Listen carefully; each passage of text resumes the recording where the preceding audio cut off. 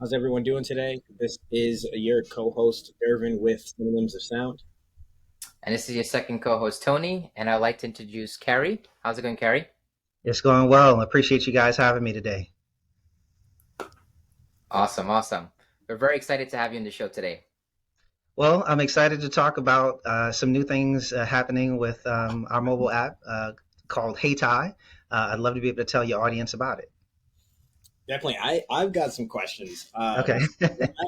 When I first saw the name of the platform, I was really curious as to like the inspiration that you got behind it or the origins of it. Does it have to do with? I'm Haitian, just out of context, but I'm not sure if maybe this inspiration came from Haiti and Durham, North Carolina, which was like a a town full of like black owned businesses, or Haiti with the Y before Saint Domingue and all those things. So I'm curious. Like, are you Haitian? Like, where the inspiration came from? So first of all, I'll say I consider myself honorary Caribbean. I'm from Brooklyn, from Flatbush. So when you're born and raised in Flatbush, you get a taste of a little bit of everything. Jamaica, Haiti, you get a taste of the whole entire Caribbean. Mm-hmm. I moved to North Carolina about 7 years ago, and I'll say that I've been coming to North Carolina all my life, but I moved here 7 years ago.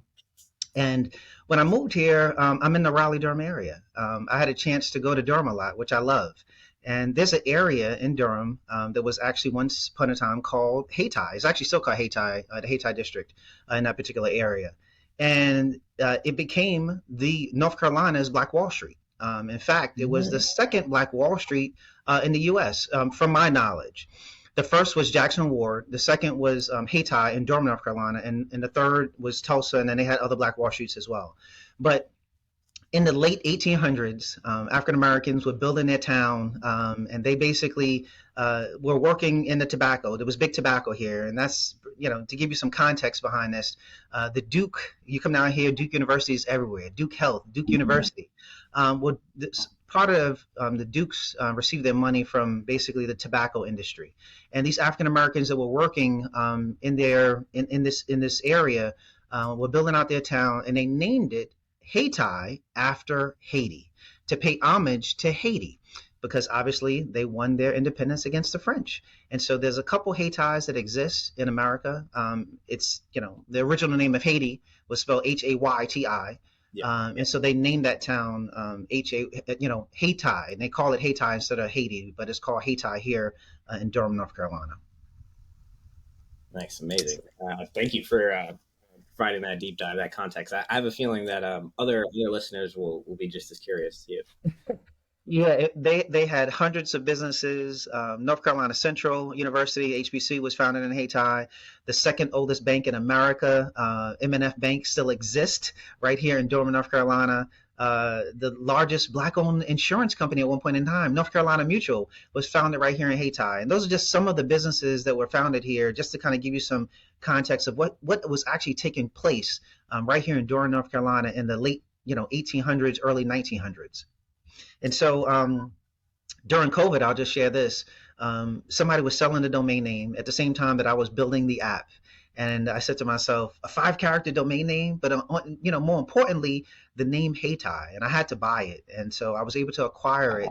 And I said, now my mission is twofold. I need to get the message out about North Carolina's Black Wall Street, but also I want to be able to help Black content creators overall, publishers as well as podcasters. And that's sort of the dual focus, my dual focus with the app.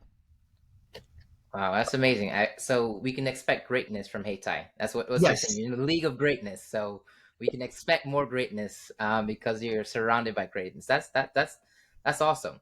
Yes. Um, I know I know we just quickly talked about the name and the origin of it.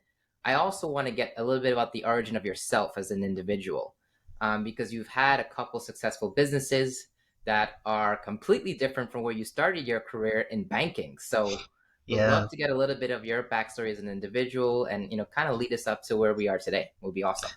Yeah, so born and raised in Brooklyn, I actually came out of high school, uh, got involved in accounting at a very, very early age, kind of shifted over into the investment side. I was working at firms like Morgan Stanley, Scudder Kemper. Eventually, I ended up in private banking, at Deutsche Bank. I managed a team of 6 people that handled all the financial transactions for Deutsche Bank's private banking clients. Mm-hmm. And so I was at the bank. I had, had a chance to go overseas and work in the Cayman Islands for a little bit. Had gone to India, and you give your life oftentimes to these companies. You make good money, but you give your life to them. And at a certain point in time, I said I wanted to be able to do something different. And so I started, looking at opportunities outside of banking, outside of the financial district. And so I stumbled, involved in health media. Mm-hmm. Um, and initially started with a company called Community Health TV. We had some bumps in the road. Along the way, we pivoted like a lot of businesses do. I eventually pivoted in the college space and Mm-hmm. end up launching College Health TV, which at one point in time had become the largest provider of health and wellness video content for colleges and universities across America. We had over 200 universities as clients. We were in about 30 states in the U.S. And we put students in a television studio. Could you imagine before COVID, talking Wow. about all of their health issues, mental health, sexual health, sleep deprivation, food and nutrition, everything related to their lifestyle to make sure that, obviously there's a correlation between healthy students and graduation rates. And so we Mm. tried to keep them healthy with health and wellness programming that played at TVs across campuses. And that business did well, but then COVID kicked in. And, as you know, COVID affected a lot of companies, and my company was affected as well. My university clients turned off all of the TVs. They sent, the students home. They didn't want students gathering in areas. And so as a result, we saw a steady decline in viewership across our network. And it would just, it started to go downhill. And I was just talking with my team and I said, I need to create a company that no matter what happens, what natural disaster happens, that I Mm-hmm. can be able to make sure that I can be able to still monetize my platform, whatever company that I have, and make money through any natural disaster that occurs. And obviously mobile is big for everybody, and so as a result I said, let me take a look. And at COVID I was reading a lot of news as we were all home. I was looking at news on the TV screen. I was watching more television than I had ever watched before. And but then when I started looking at news, I couldn't understand why. I looked at, I had Flipboard, Google News, Apple News, but I couldn't find a lot of black publishers. I started reading and I'm saying to myself, let me do something. Let me count the number of black publishers. Mm-hmm. I could not count more than 30 black publishers on the major apps that exist. And I said to myself, this is a problem. And this is a problem that I think I can solve and I want to be able to solve. And so I started development in late 2020 to develop a news aggregation app to aggregate content specifically from black publishers. I wanted to give them the chance to have their articles to be seen by anybody who's wanted access, to, information, news, business, sports, politics, but also just from a black perspective. And that's not just our community, that's all communities that are interested in, our culture. But oftentimes you can't find it, readily in these other large, apps that exist. And I said, I'm going to create an app that's going to solve that problem. Okay. So, for just for our listeners, right? What can you, I guess, tell them that would like how would you describe what separates um, Haiti? Sorry, it's so hard for me to pronounce it. But what separates your platform from other platforms that podcasters might want to explore? Yeah, it's really simple. I'll start by saying this. We started out with publishers. We wanted to be able to understand the issue with publishers. And so we have over 100 black publishers, all in one mobile app. We're the first app to aggregate over 100 black publishers. And so I realized through that process, I listened to podcasts. And so went on Spotify, I went on Google Podcasts. When you go on there, it's like a sea of podcasts. But in my feed as I'm scrolling through, I don't see a lot of black podcasters. They have the same issues as publishers. So, as you guys know, 2 months ago, Hayti became not only the largest black news, but also the largest black podcast app with over 2,000, yes, over 2,000 black podcasters all in one mobile app. This is what separates us from the large companies or the large mobile apps that exist. We aggregate content, or we aggregate all black content creators, i.e. publishers as well as podcasters, under one roof for one specific reason: to drive listeners to podcasters, to drive readers to publishers that they normally wouldn't get access to on other platforms. They need impressions. They need these users to be able to find their content, to listen to their content, so they can be able to generate the impressions that they need to get access to some of these ad dollars, so they can be able to stay in business. And if you're not seeing them in your feed, whether you use one of these major platforms, these amazing podcasters, guess what? Like yourself, are never going to be seen and never going to be shown. And I highlight all of you guys in my app. That's what I do.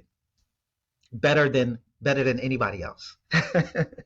I was reading an article where it describes some of the specific categories that you really focus on within the Black community, like Caribbean culture, brothers and sisters. So can you talk us a little bit more about the mindfulness behind like the categories you design within your app? Great question.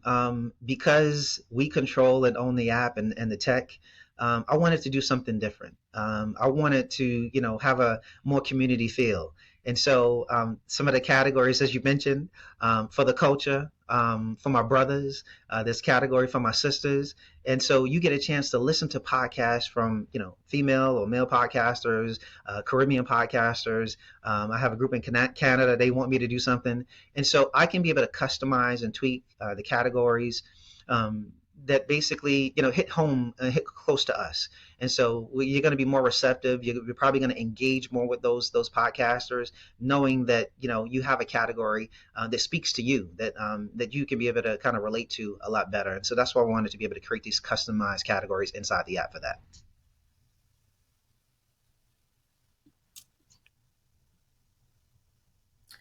Darvin, you're still on mute. Sorry, what I said was this is really exciting. I've got the platform up now.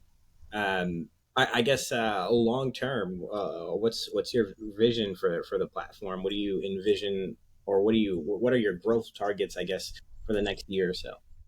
Yeah, so this is exciting news, and I'm happy to share this with you guys as well. We actually just became and signed with the Black Podcasters Association. Hayti is the official app for the Black Podcasters Association. So any podcaster who joins and becomes a member, you'll see in our app on a podcast page at the top, there's a banner that says Black Podcasters that you can be able to join. We now are focused, working together to highlight those podcasters. And so we have Feature Friday, where every Friday we feature a brand new podcaster. Any member organizations or any member podcasters that are members of the Black Podcasters Association, they get first dibs on appearing in the categories that you see. So as you talked about, for the brothers, for my sisters, and so on and so forth, we highlight an initial 10 podcasters in that row. And so we try to highlight the members that are members of the Black Podcasters Association. And so our sole goal is to grow, from over 2,000, 3,000, 4,000, not over 5,000. I know they're probably out there.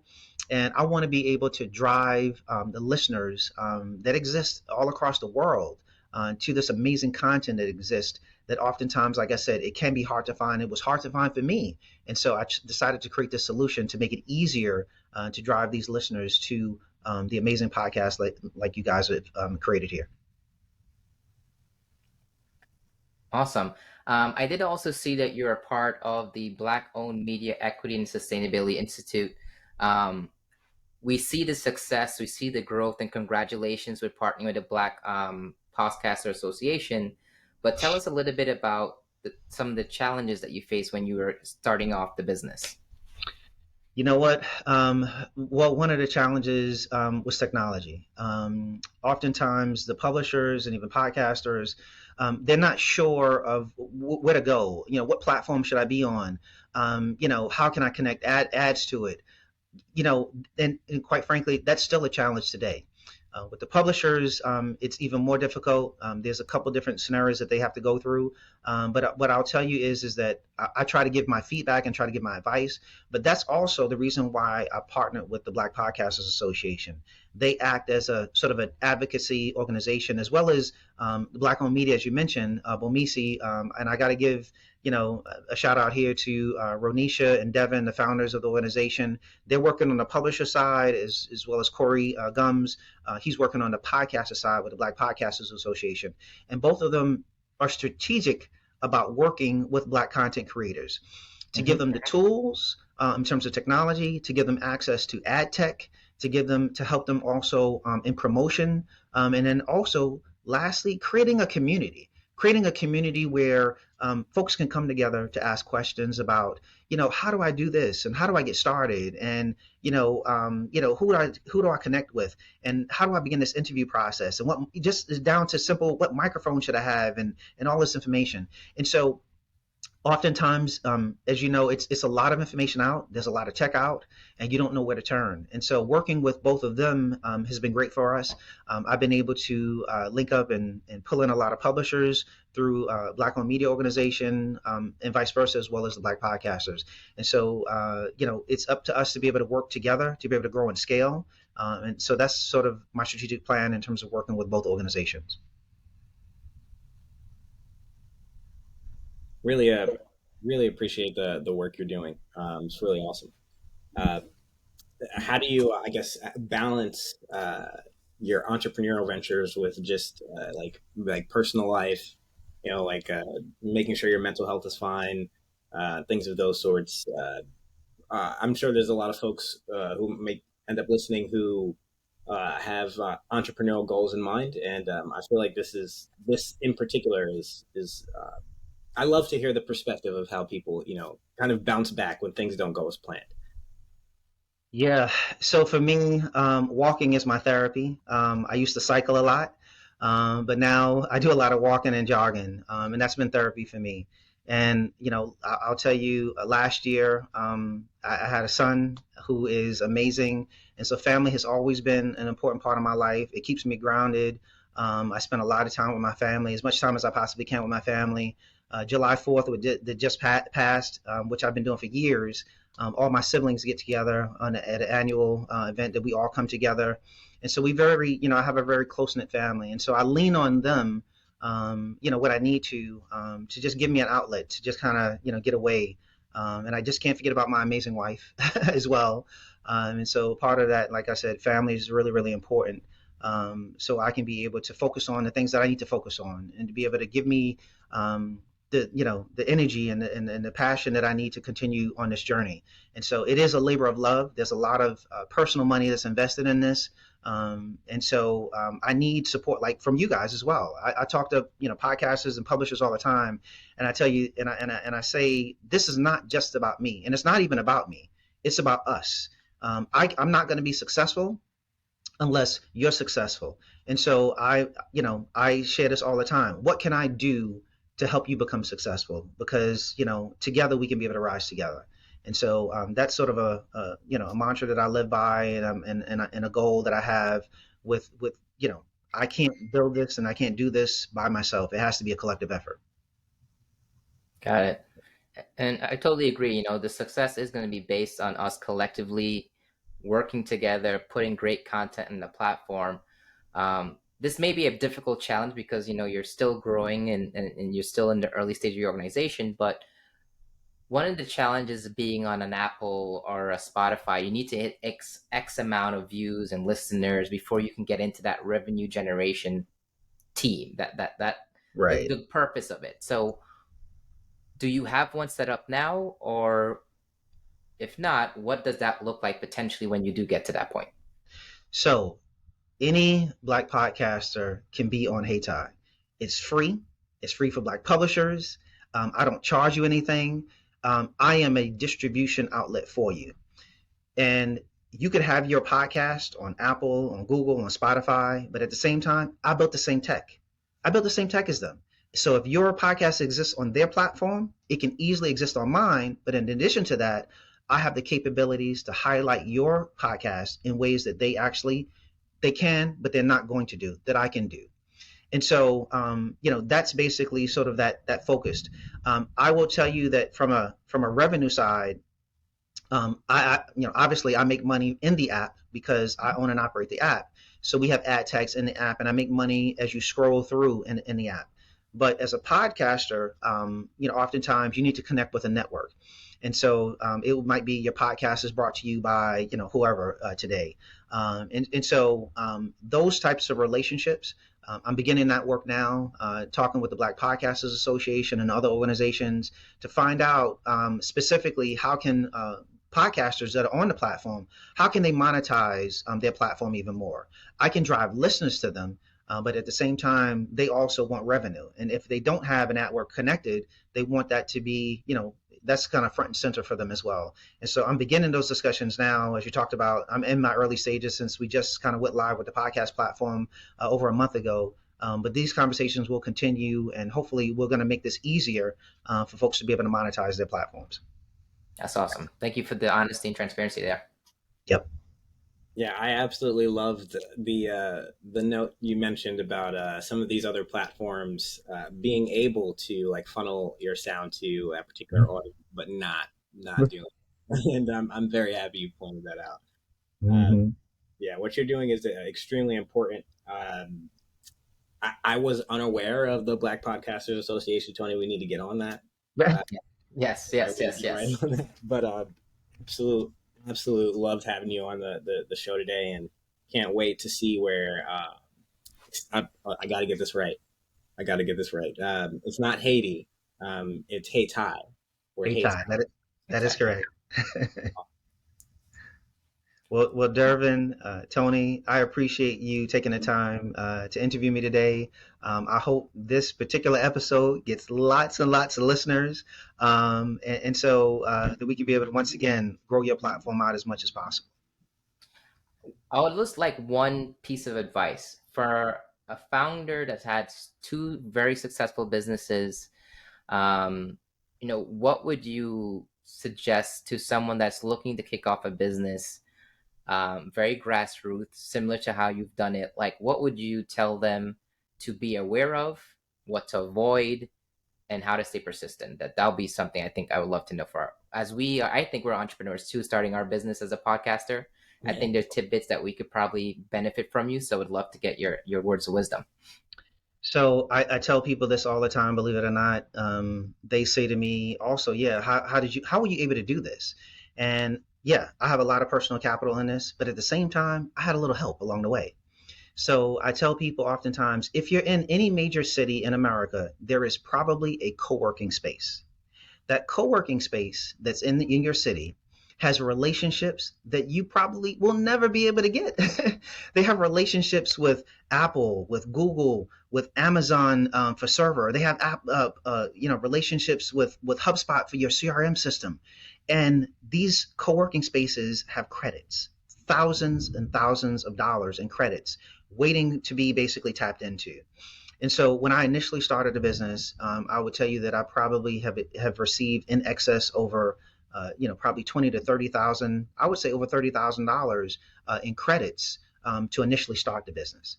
And so that helped me initially launch my server. That helped me actually get a CRM system or a customer relationship management system, so I can be able to track and see, all of the data coming in from all of the users. And so that's actually extremely helpful in terms of, getting your first start. You don't have to put a lot of money out front for yourself. There's opportunities out there that exist for you. You just got to be able to tap into them.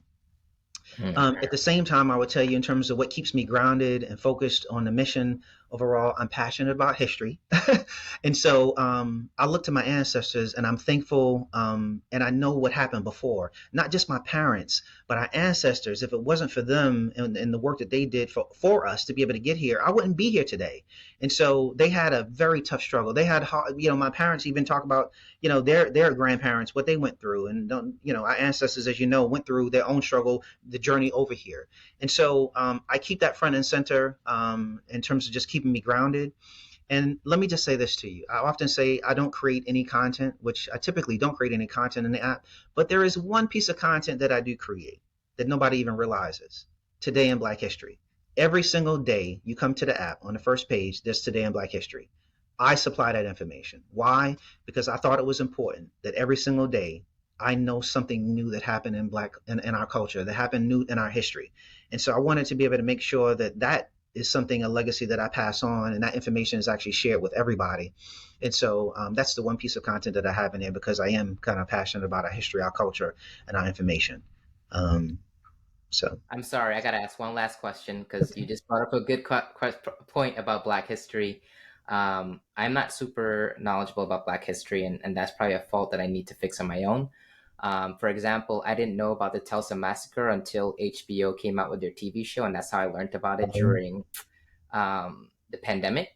So, what is something about Black history that really gets you excited, like gets you totally geeked out, that you can share with our listeners that they may not be aware of?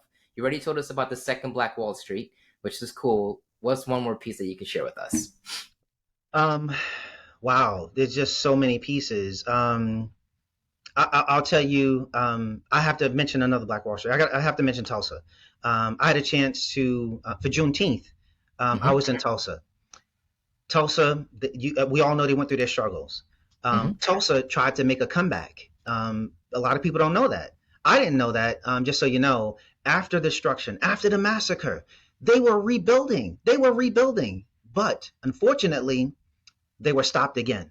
And so they were stopped again because of urbanization, and they drove a highway through the area afterwards.